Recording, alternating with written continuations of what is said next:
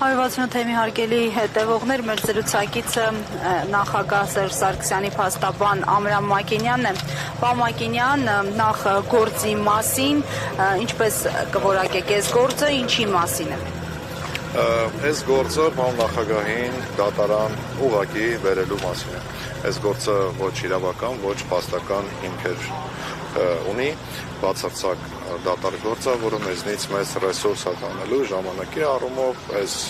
իրավական, այսպես ասած, թատրոնին մասնակցելու առումով։ Ինքը գործը ոչ մի բանի մասին է,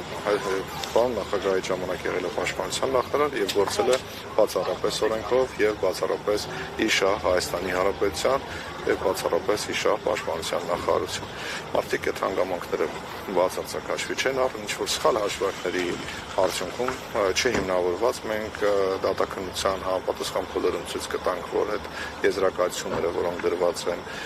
մեղադրանքի հիմքում, գրոշի արժեք չունեն։ Ուղղակի ինքը փաթեթավորում է, որ մեզ հասցրել են դատարան։ Համոզված եմ բոլորը հիշում են տխրարճակ դիզելի գործը, թե քանի տարի մեզնից ինչքան ռեսուրս տարան իրենք այսօրվա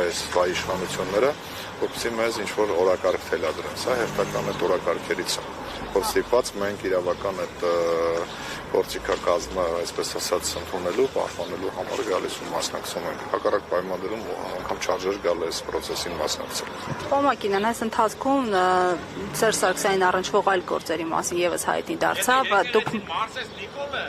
Հաջորդ անգամ սահմանադրությունն է մարսել։ Քաղաքացին իր տեսակետը հայտնեց լրատվամիջոցին հեռվից։ Պարոն Մակենյան,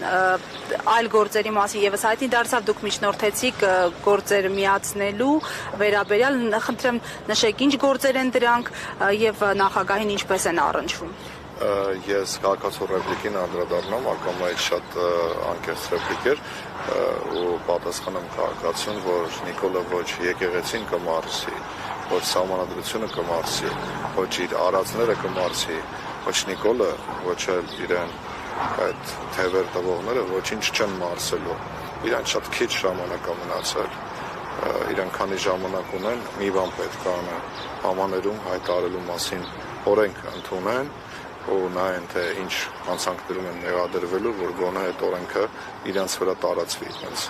անվճար ես խորհուրդ եմ տալիս այս պահին, քանի այդ հնարավորությունը կա։ Անդրադառնալով ձեր հարցին, այս այլ մեղադրանքների հետ կապված, տեսեք, այնքան նեղ է այս մարդկանց տեղը, որ 2020 թվականից 2018 թվականից ինչ ունեն իրենց արխիվում մնացած տենց փոշոտ, անում փոշին թափ են տալիս ու ուղարկում են դատարան։ Սիլվայի տխրահռչակ գործը։ Ասենք, գիտեք ինչ,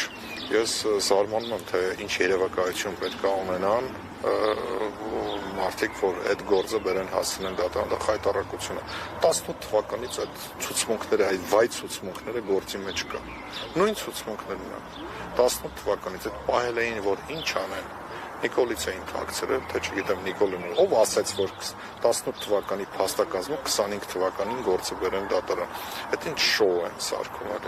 Ուղղակի ես ափսոսում եմ, որ որպես իրավաբան ես իմ ռեսուրսն էլ, ծախսում եմ, այս պարոն նախագահի ռեսուրսն է ծախվում, ձեր ռեսուրսն է ծախսվում, փոխանակ ասենք դուք հիմա լուսաբանեիք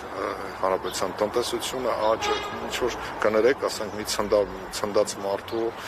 ցնդաբանությունների երևակայությունները ասենց բերում հասցնում են դատարան, մենք ենք այս իրավական խառնաշփոթ քաշքշոցի մեջ։ Շնորհակալություն։ Լավ եղեք, ձեզ լավ օրը։